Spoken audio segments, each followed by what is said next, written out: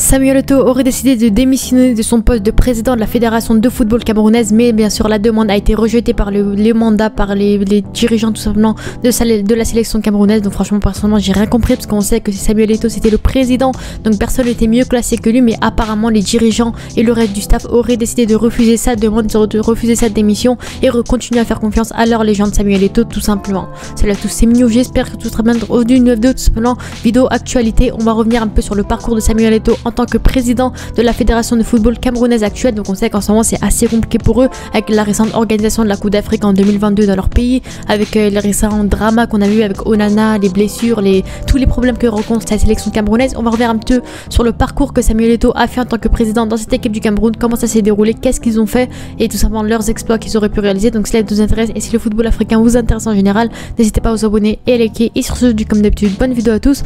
Donc voilà, quand on voit sur le communiqué officiel, on voit que déjà par le de ActuFoot et de pas mal de grands médias et tweetos relayeurs justement de Twitter, ActuFoot, ils ont dit que Samuel Eto'o il a présenté sa démission de son poste de président de la Fédération camerounaise et malheureusement la démission elle a été rejetée par les membres du comité exécutif. Donc voilà, comme quoi Samuel Eto'o restera malgré le fait qu'il ait démissionné. On voit déjà dans un communiqué officiel, quand on peut lire un peu sur le communiqué officiel de la sélection camerounaise, on voit que voilà, on voit qu'ils se disent que monsieur Samuel Eto'o a présenté sa démission aux membres de l'assistance exécutive fédérale en les invitant à en faire de même en toute âme et conscience. Donc on voit que Samuel Eto'o aurait apparemment posé sa démission, mais qu'eux avaient décidé finalement de poursuivre leur mandat en cours et en subséquemment à l'unanimité. Donc voilà, ils ont rejeté la démission du président de la Fédération camerounaise de football en le renouvelant justement son contrat derrière. Donc franchement, encore une fois, on voit que Samuel Eto'o finalement restera dans cette équipe justement camerounaise. On voit déjà dans les commentaires, voilà, genre en mode, genre ils l'ont dit non tu pars pas, alors que lui il a voulu. On a vu déjà le même drama pour Jalel Kadri notamment, même si c'est complètement rien à voir parce que Jalel Kadri avait posé sa démission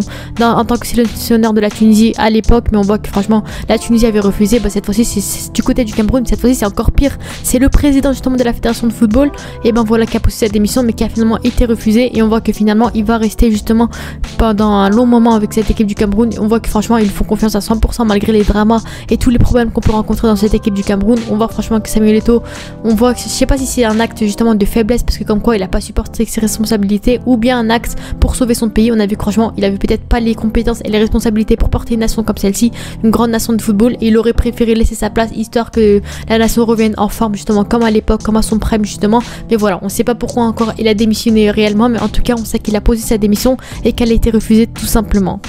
Et si on voit un peu sur le parcours du Cameroun justement depuis son mandat, donc on voit qu'il est arrivé justement en septembre ou décembre justement 2021 après quelques votes. On a vu que franchement il avait fait l'unanimité parmi les dirigeants et les staffs justement de cette équipe du Cameroun. Il avait été élu en tant que président et on a vu récemment que voilà, ses premiers matchs les plus importants c'était pour les éliminatoires de la Coupe du Monde, pour cette Coupe du Monde 2022 que bien sûr le Cameroun a fini par participer. On a vu que franchement que des victoires quasiment faciles contre la Mozambique, contre voilà des nations pas très grosses, mis à part cette victoire bien entendu contre la Côte d'Ivoire qui ont fait que le Cameroun a réussi à se qualifier justement. Et ensuite on a vu bien sûr enchaînement avec la Coupe d'Afrique justement, on l'a vu dans les phases de groupe face au Burkina Faso, la victoire, contre l'Éthiopie la victoire, et malheureusement dans les derniers groupes on a vu que franchement match nul contre le Cap-Vert, ça n'a pas empêché qu'ils ont réussi à se qualifier pour la suite de la compétition. On l'a clairement vu, donc franchement ça c'était une bonne chose aussi, avec bien sûr cette fameuse victoire assez compliquée face aux Comores malgré le fait qu'il n'y avait pas de gardien, qu'ils avaient un carton rouge.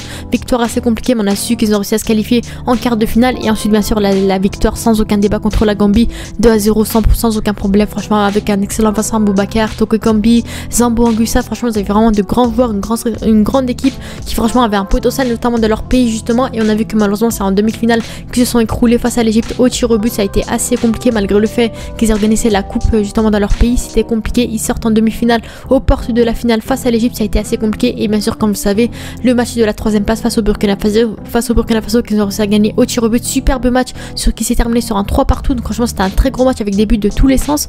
Mais voilà, on a vu que le Cameroun a fini 3e de sa propre compétition. On voit que franchement voilà, c'est un peu décevant, on va pas se le cacher, parce que le Cameroun avait espéré de gagner une Coupe d'Afrique cette fois-ci dans leur pays. Ça a été assez compliqué, malheureusement ça a été un échec. Mais on a vu que Samuel Eto'o était resté à ce moment-là, il était quand même énervé.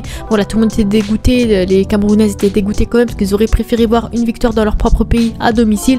Malheureusement ça n'a pas été le cas, et comme vous savez bien sûr le Sénégal a fini par remporter cette Coupe d'Afrique justement en finale face à l'Égypte. Et derrière on a vu directement avec un enchaînement quelques mois plus tard, un mois plus tard, pour la qualification de la Coupe du Monde 2022 justement. Encore une fois c'est la suite justement des premiers matchs qu'on a pu voir juste avant avec les premiers tours et deuxième tour. Là c'est vraiment directement les qualifications pour la Coupe du Monde 2022 avec bien sûr la victoire contre malheureusement la défaite contre l'Algérie, et bien sûr sur le match retour, le fameux scandale qu'on a pu voir sur le Cameroun, apparemment sur des problèmes d'arbitrage et quelque chose comme ça. La victoire du Cameroun aux derniers instants sur un but de Toko Ekambi, il me semble, avec la clim complète du Cameroun face à l'Algérie. Victoire justement, qualification du Cameroun pour la Coupe du Monde tout simplement. Et on a vu que franchement après on a vu quelques matchs amicaux, quelques matchs d'organisation, etc. Et bien sûr on a vu ensuite la Coupe du Monde, ils sont tombés dans un groupe pas si évident que ça. On a vu bien entendu avec bien sûr la défaite contre la Suisse, le match nul contre la Serbie et cette fameuse victoire exceptionnelle contre le Brésil. Malheureusement voilà, c'était compliqué pour eux, ils n'ont pas réussi à se qualifier pour la suite de la compétition.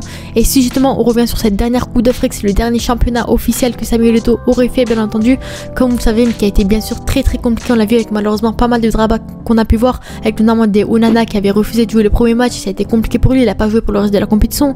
Vincent Boubacar qui était forfait pour les premiers matchs. On a vu que franchement cette équipe du Cameroun n'était pas mise en place dès le début, avec un Rigobert Song qui malheureusement n'avait pas fait les bonnes stratégies, etc. On a vu déjà dès le début qu'ils étaient dans un groupe assez compliqué, notamment avec ce premier match nul contre la Guinée, qui ont fait que malheureusement ils ont quand même réussi à chercher le point, mais ça a été assez compliqué.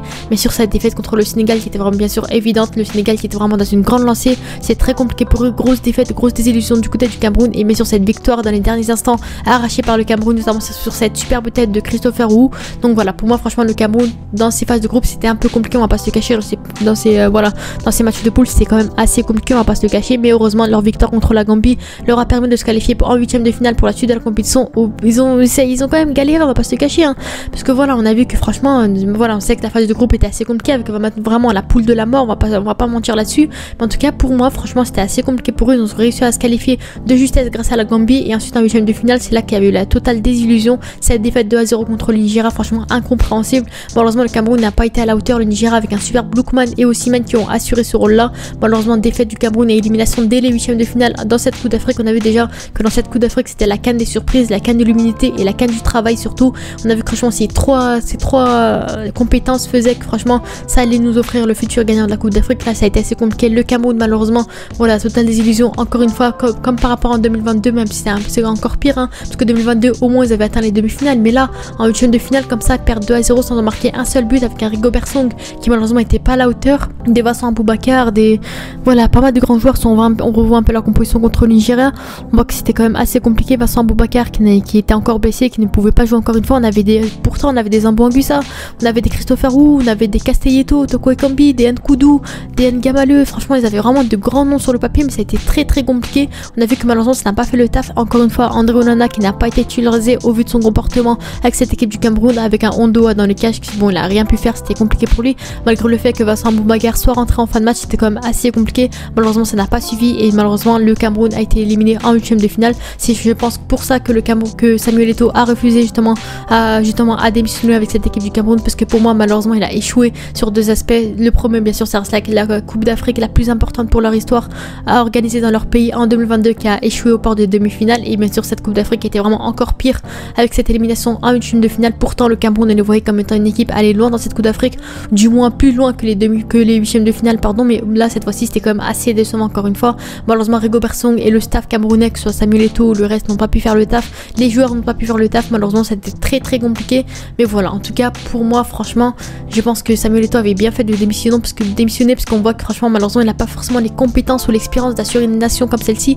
On sait que c'est une grosse nation de football avec vraiment des choses à revoir. En plus de ça c'est assez complexe parce qu'ils ont beaucoup de drama, de problèmes, que ce soit les forfaits, que ce soit les problèmes internes qu'on a pu voir avec André Onana et pas mal d'autres joueurs. Mais en tout cas c'est vraiment très compliqué à gérer un cas comme celui-ci, malgré le fait l'énorme potentiel que possède le Cameroun avec de grands joueurs, de grands noms sur le papier, de grands joueurs qui explosent tout durant la saison. Mais malheureusement c'est très compliqué, ils n'ont pas pu faire le taf. Pour moi franchement il fallait mettre potentiellement un président qui avait les responsabilités, qui avait l'habitude de ces choses-là, des problèmes, des choses comme ça, histoire de gérer sa sélection. Un Rigobert Song qui malheureusement a démissionné, il me semble, parce que malheureusement il n'était pas à la hauteur encore une fois. Mais voilà, pour moi Samuel Eto'o avait bien fait de démissionner, mais le Cameroun, comme on sait, voilà, on sait que Samuel Eto'o c'est vraiment la légende de cette équipe du Cameroun, l'un des plus grands joueurs de l'histoire de cette équipe du Cameroun. Pour moi franchement c'est quand même compréhensible de la part des dirigeants, parce qu'on s'est dit que voilà, ils comptent sur leur légende, ils savent qu'il pourra se relancer durant la prochaine Coupe d'Afrique 2025 potentiellement.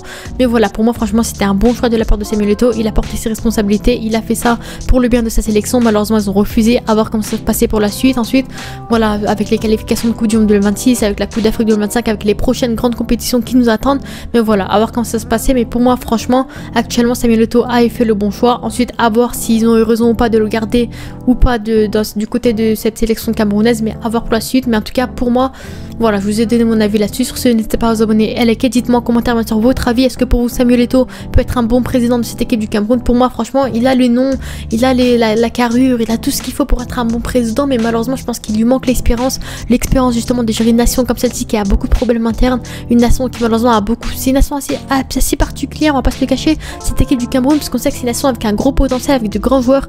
Voilà, des grands noms, des Moumbania, des Vincent Boubacar, Anguissa, Georges Nkoudou, N'Diamale, Togoyombi, bref, vous savez, il y a pas mal de grands joueurs, mais malheureusement, voilà, ils ont pas ce qu'il faut, ils ont pas encore la tactique, la stratégie qu'il faut, ils ont pas encore le bon coach qui va dire entre guillemets qu'il faut pour cette équipe du Cameroun, parce que voilà, c'est une nation assez particulière, et voilà, sur ce, n'hésitez pas à vous abonner, et les c'était mignon, je vous dis à la prochaine, ciao.